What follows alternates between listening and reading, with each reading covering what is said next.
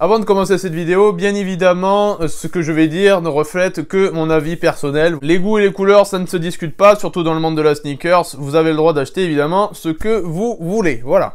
Salut à tous, c'est là, j'espère que vous allez bien. Une vidéo par jour en ce moment, ça continue. Dans cette vidéo, on va parler des dernières sorties sneakers que je n'ai pas trop aimé, ou voire pas du tout, hein, pour le coup. Je vais vous faire un petit top 5 des paires que j'ai pas trop aimé. On va parler de Nike uniquement dans cette vidéo. On va faire vraiment les dernières sorties de chez Nike. Et on va commencer avec la première paire, la Vapor Max Evo. Alors vraiment, je ne comprends pas le délire des Vapor Max ces dernières années. Le premier colorway était sorti en 2017. Vraiment, c'était une révolution. C'était la nouvelle ère. C'était pour le Air Max Day 2017.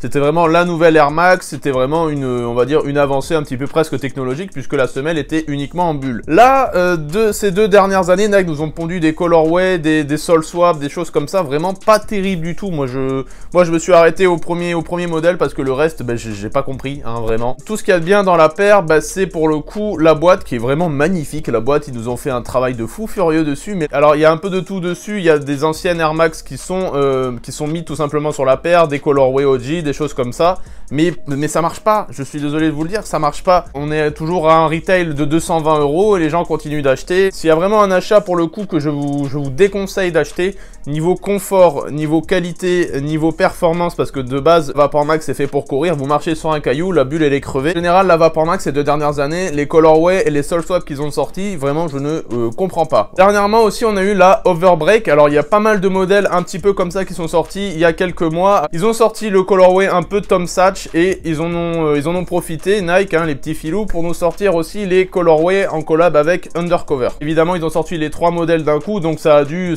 plaire à tout le monde globalement, donc tout a été sold out. Alors là je vais pas parler du colorway, je vais parler de la silhouette de la basket qui pour moi on dirait vraiment un gros pneu. La semelle fait la moitié de la paire, ça va pas du tout durer dans le temps, ça à mon avis c'est sûr et certain. Faudrait faire des tests dessus, mais à mon avis dans le temps vous allez avoir des morceaux qui vont commencer à partir, la semelle risque de se détériorer assez facilement je pense. Alors la Tom Sachs, le colorway est quand même plutôt joli, mais encore une fois je vous parle de la silhouette que moi pour le coup je n'apprécie pas du tout. Air Jordan 1 Zoom PSG. Alors hormis la collab, la Jordan 1 Zoom, moi je n'aime pas. Tous les colorways qui sont sortis, toutes les silhouettes qui sont sorties de Jordan 1 Zoom, c'est pas mon kiff du tout. Et surtout sur le colorway PSG. Alors je comprends le colorway PSG parce que c'est leur nouveau maillot de cette saison tout simplement. Et en général sur les Jordan 1 Zoom, pour moi c'est encore une déclinaison pour faire encore plus d'argent. C'est vraiment pour moi c'est pas une belle déclinaison. Ça fait un peu futuristique et c'est un peu pour moi raté pour le coup. Quatrième paire, la Dunk en bouche. Alors pour moi il n'y a aucun travail sur cette paire. Vous prenez un swoosh, vous l'allongez.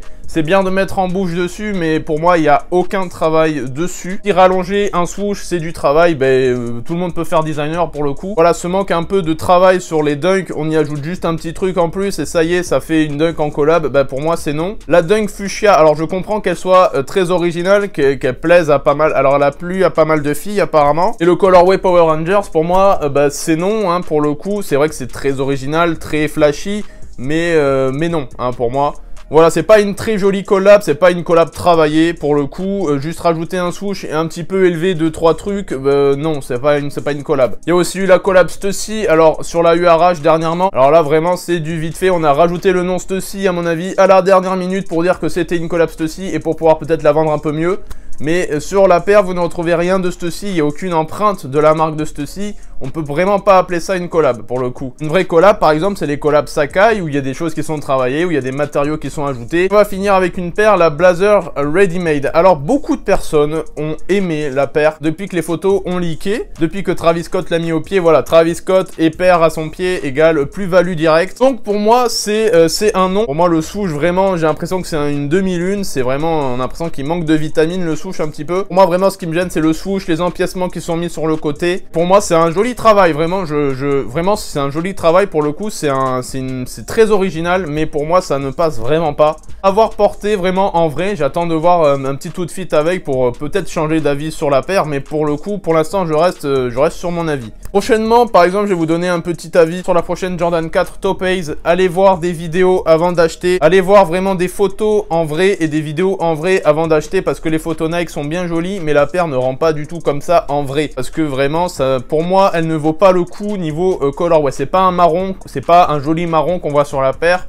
c'est plutôt du gris. Vraiment, allez vous renseigner dessus parce que vous allez être déçus si vous l'achetez sans vous renseigner avant. Je vous le conseille, c'est vous qui voyez après. Donc encore une fois, ça ne reflète que mon avis, vous avez le droit d'acheter ce que vous voulez, chacun son avis, chacun ses goûts. Donc voilà, c'est la fin de cette petite vidéo, mon Instagram juste ici, comme d'habitude, je vous le mets aussi en barre d'infos, ainsi que tous les liens pour coop les paires dans la vidéo, mon Vinted, tout ça. J'espère que cette petite vidéo t'aura plu, je te dis à demain pour une prochaine vidéo. Ciao, c'était Los.